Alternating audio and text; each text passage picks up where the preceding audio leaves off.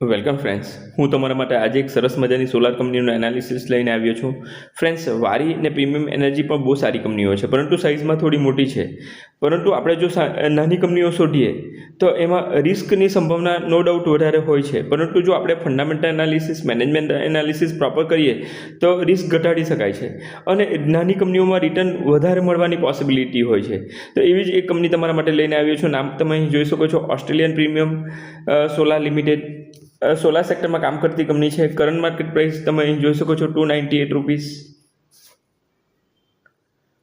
Market કેપની વાત કરીએ તો 600 કરોડનું માર્કેટ કેપ છે. તો સ્મોલ કેપ કરતાં પણ નાની માઇક્રો કેપ સાઇઝની કંપની છે. 1 વર્ષનો હાઈ ને 1 વર્ષનો લો તમે અહીં જોઈ શકો છો. ROE ને ROC બંને બહુ સારા દેખાઈ રહ્યા છે. કંપની પાસે કર્જાની વાત કરીએ તો 31.2 કરોડનો કર્જો કંપની પાસે જોવા મળે છે. ડેટ ટુ ઇક્વિટી રેશિયો જે 1ની નીચે હોય તો બહુ સારો કહેવાય, જે અહીં 0.23 દેખાઈ રહ્યો છે. પ્રમોટર હોલ્ડિંગની વાત કરીએ તો 72.5% દેખાઈ રહ્યું છે. મેં હંમેશા કહું છું કે આ 30%, 30%ની ઉપર હોય, 50%ની ઉપર હોય તો બહુ સારું કહેવાય. ગીરવે રાખેલા શેરની કોઈ જ સમસ્યા નહીં. અહીં આપણે જોઈ શકીએ છીએ કે પ્લેટ પર્સન્ટેજ 0.00% દેખાઈ રહ્યું છે. ફ્રેન્ડ્સ, આ વિડીયો બનાવવાનું બીજું એક કારણ એ પણ છે કે અત્યારે માર્કેટમાં નેગેટિવ સેન્ટિમેન્ટ છે. અમેરિકા, ઈરાન, ઇઝરાયલના યુદ્ધના લીધે જે માર્કેટમાં નેગેટિવ સેન્ટિમેન્ટ છે, એમાં સારા શેર જે છે એ ખરીદવાની એક તકો આપણી પાસે ઊભી થતી હોય છે. બીજા પેરામીટરમાં આપણે જોઈશું તો ક્વાર્ટરલી રિઝલ્ટની આપણે વાત કરીએ તો અહીં કંપનીમાં સ્મોલ કેપ કરતાં પણ નાની માઇક્રો કેપ સાઇઝની કંપની છે. તો હાફ ક્વાર્ટરલી રિઝલ્ટ આપણને જોવા મળે છે. એકવાર સપ્ટેમ્બર ક્વાર્ટરમાં ને માર્ચ ક્વાર્ટરમાં બે ટાઈપના રિઝલ્ટ આપણને જોવા મળે છે. તો અહીં તમે જોઈ શકો છો કે હાફ ક્વાર્ટરલી રિઝલ્ટમાં પણ રેવન્યુ જે છે, સેલ્સ કન્ટિન્યુઅસ બહુ સારી રીતે વધી રહ્યો છે. લાસ્ટ ક્વાર્ટરમાં 301 કરોડનું સેલ્સ આપણને દેખાઈ રહ્યું છે. એ જ રીતે નેટ પ્રોફિટમાં તમે જોશો તો બહુ સારી રીતે વધતો આપણને જોવા મળી રહ્યો છે.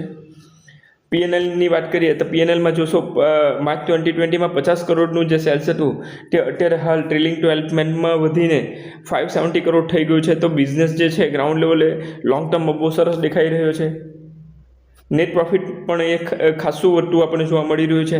ઇવન ફ્રેન્ડ્સ, મારું માનવું છે કે સોલાર સેક્ટર એવું સેક્ટર છે કે જેમાં 5-7 વર્ષ સુધી કોઈ જ કોમ્પિટિશન નથી. બધી કંપનીઓને બિઝનેસ કરવા માટે ખાસું મોટું મેદાન છે. અને બીજું, આ કંપનીની ખાસિયત એ છે કે આ ઇન્ડિયામાં બિઝનેસ કરે છે.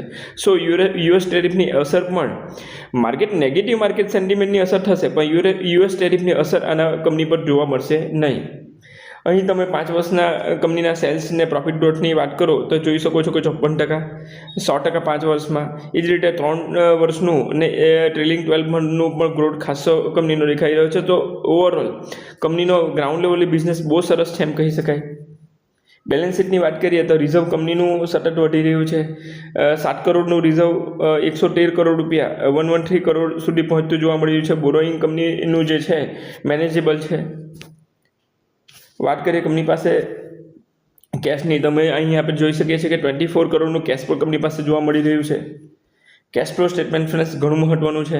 કંપની પાસે કેશ આવવું બહુ જરૂરી છે. કંઈક સામાન વેચશે પરંતુ અને એ એક્રુઅલ બેઝ પર આપણા ઇન્ડિયામાં બેલેન્સ શીટ ચાલે છે, સ્ટેટમેન્ટ ચાલે છે, તો એના પર એ નોંધાશે.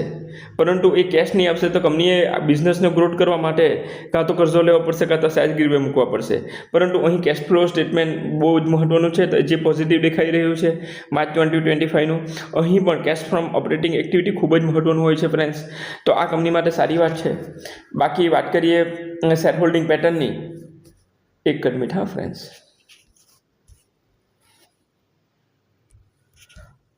ઓકે, વાત કરીએ શેર હોલ્ડિંગ પેટર્નની તો સ્મોલ કેપ કરતાં પણ નાની માઇક્રો કેપ સાઇઝની કંપની છે. તો અહીં પ્રમોટરનું હોલ્ડિંગ જે છે 72.52% દેખાઈ રહ્યું છે. ફોરેન ઇન્વેસ્ટરનું હોલ્ડિંગ જે છે હોય તો સારું કહેવાય, પરંતુ અહીં દેખાઈ રહ્યું નથી, જે એક માઇનસ પોઈન્ટ છે. પરંતુ માઇક્રો કેપ સાઇઝની કંપની છે એનું પણ એક રીઝન છે. મ્યુચ્યુઅલ ફંડનું હોલ્ડિંગ ધીરે ધીરે વધી રહ્યું છે, જે કંપની માટે પ્લસ પોઈન્ટ છે. બાકી હોલ્ડિંગ પબ્લિકનું દેખાઈ રહ્યું છે. તો ફ્રેન્ડ્સ, ઓવરઓલ જોઈએ અહીં તો વેલ્યુએશનની વાત કરીએ તો પીને અકોર્ડિંગ વેલ્યુએશન કાઢીએ તો અહીં આપણને પી જે કંપનીનો છે 11.1 દેખાઈ રહ્યો છે, જ્યારે ઇન્ડસ્ટ્રી પી 34.2 દેખાઈ રહ્યો છે. તો પીને અકોર્ડિંગ વેલ્યુએશન ખાસું ચીપ છે એમ કહી શકાય. ઇવન ફ્રેન્ડ્સ, મેં ગ્રોથને અકોર્ડિંગ પણ વેલ્યુએશન કાઢું છું. તો ગ્રોથને અકોર્ડિંગ વેલ્યુએશનની વાત કરીએ તો અહીં 0.08 ને 0.05, તો ગ્રોથને અકોર્ડિંગ તો ખાસો ચીપ વેલ્યુએશન દેખાઈ રહ્યું છે. તો ફ્રેન્ડ્સ, આ જે કંપની છે ફંડામેન્ટલી ખાસી સ્ટ્રોંગ દેખાઈ રહી છે. મેનેજમેન્ટનું એનાલિસિસમાં કર્યું છે, તમે પણ ગૂગલ કરીને કરી શકો છો. ગૂગલમાં લખવાનું Australian premium solar limited fraud or scam ને એની વેબસાઇટ પર જઈને મેનેજમેન્ટનું એનાલિસિસ કરી શકો છો. મેનેજમેન્ટ પર કંપનીનું સારું નજર આવી રહ્યું છે, વેલ્યુએશન પણ બહુ સારી છે.